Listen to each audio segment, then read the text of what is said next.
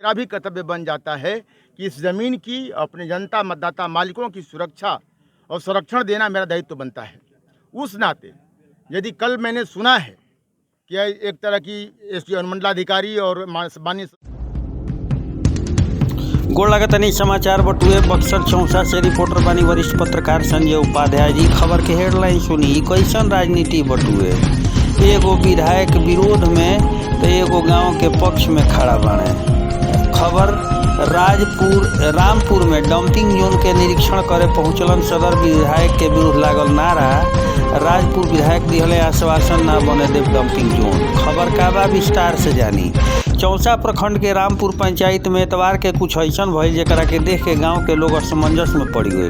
दरअसल जौना जगह पर सदर विधायक संजय तिवारी उर्फ मुन्ना तिवारी के विरोध में नारा लगावल गए रहे, वही पार्टी के विधायक पहुंचनी सीधा तौर पे डंपिंग जोन बनावे जाए के बात के खारिज करी आ कहनी कि हमारा रहते डंपिंग जोन ना बनी, बनावे खातिर हमारा मुअल देह से गुजरे के पड़ी। सुन के लोग सोचे लगले कि एक ही पार्टी के दूगो विधायक जी लोग के अलग अलग सुर कैसे हो सकेला।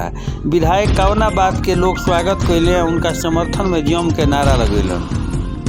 दरअसल कचरा डंपिंग खातिर अनुमंडल क्षेत्र में कहीं भूमि ना मिलल, एक दू जगह भूमि भी मिलल तो नियम के अनुसार ना भइले से रद्द हो गई। चौसा नगर पंचायत क्षेत्र में आवे के कारण प्रखंड के रामपुर में नगर परिषद के द्वारा कचरा डंपिंग जोन बनावे जाए के लेके जगह चयन कइल गई। बाकायदा एनओसी मिलला, ग्रामीण के सहमति भी प्राप्त करे के रहे। एकरा के लेके चयनित स्थल के मुआयना करे एसडीएम धीरेन्द्र मिश्र, सीओ ब्रिज बिहारी कुमार संग सदर विधायक संजय तिवारी पहुंचनी।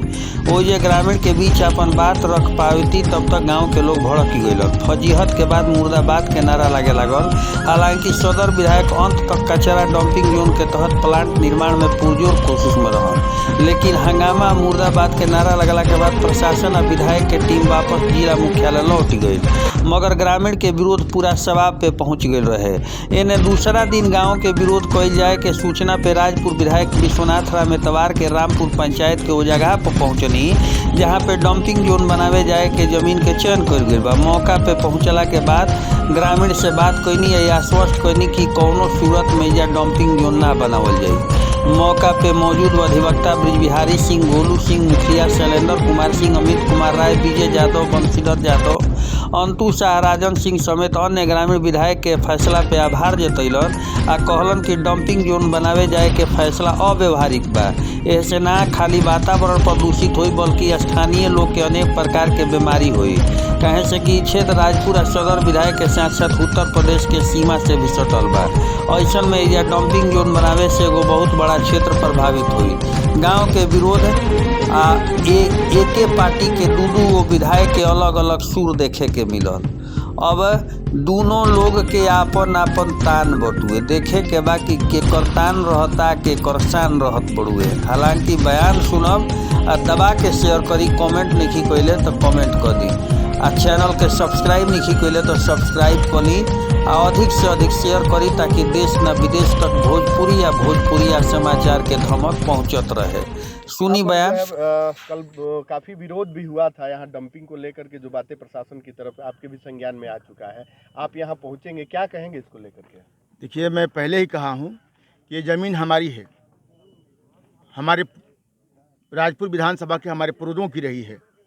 राजपुर विधानसभा का प्रतिनिधित्व हमारे पिता ने भी किया है, तो इसलिए ज़मीन, जहाँ तक मुझे ज्ञान है, ये ज़मीन हमारी है। और यदि ज़मीन हमारी है तो लोकतंत्र में हमारे राजपुर विधानसभा के क्षेत्र के जितने भी पड़ने वाली ज़मीन हमारे मतदाता मालिकों की है, तो स्वाभाविक मेरा भी कर्तव्य बन जाता है कि इस ज़मीन की अपने जनता मतदाता मालिकों की सुरक्षा और संरक्षण देना मेरा दायित्व बनता है। उस नाते यदि कल मैंने सुना है कि एक तरह की एसडीओ अनुमंडलाधिकारी और माननीय सदर विधायक जी आए थे, उन्होंने कचरा डंपिंग की बात यहाँ कही है, मेरे देखने में नहीं, जनता के देखने में भी ये सही सरासर गलत लगता है कि ये कचरा का डंपिंग होगा तो हमारा क्षेत्र यहाँ से शुरू हो रहा है और ये इसका प्रभाव 5 किलोमीटर के रेंज में जाएगा, तो हमारा क्षेत्र इससे निश्चित तौर पे प्रभावित होगा और हमारे आने वाले जो देश के भविष्य हैं, हमारे बच्चे हैं या बूढ़े हैं, सब पर इस पे स्वास्थ्य पर प्रहार होगा और हम अपने जीते जी कम से कम इस प्रहार को रोकने में जरूर कामयाब होंगे, जहाँ तक मैं जानता हूँ। Thank you. जिस तरीके से प्रशासन ने कार्रवाई की है, यहाँ पर जो है कचरा डंपिंग की बात चल रही है, उसको लेकर क्या कहेंगे आप बताइए। हम लोगों की बगल में जो ज़मीन है, पहले तो हम लोगों की खेती बर्बाद हो जाएगी। जो जिस ज़मीन पर हम लोग खड़े हैं, इसके सटे हुए टोटल हमारे भाई किसानों की ज़मीन है, और यहाँ डंपिंग होने के बाद उसमें कोई भी फसल नहीं होगी। डंपिंग के बाद यहाँ जो बाढ़ क्षेत्र है, नदी है बगल में, यहाँ छठ की घाट पर पूजा होता है और वहाँ से पानी यहाँ तक आता है, और ये कचरा फैलेगा पानी के साथ साथ पूरा जो है खेतों में, तो हम लोग खेती छोड़ देंगे, पहली बात। दूसरी बात, आप कह रहे हैं कि हम राजपुर ब्लॉक में हम पढ़ते हैं, हमारी ज़मीन है हम राजपुर ब्लॉक में रहते हैं, ज़मीन आ गया चौसा में, तो क्या इस ज़मीन का जो हम लोग दान दिए हैं, जो मालिकाना हक है, वो समाप्त हो जाएगा? तो हमको जहाँ तक ये मालूम है कि हमारे पूर्वज, हमारे बाबा, हमारे दादा ये विद्यालय के नाम से ज़मीन डोनेट किए हैं।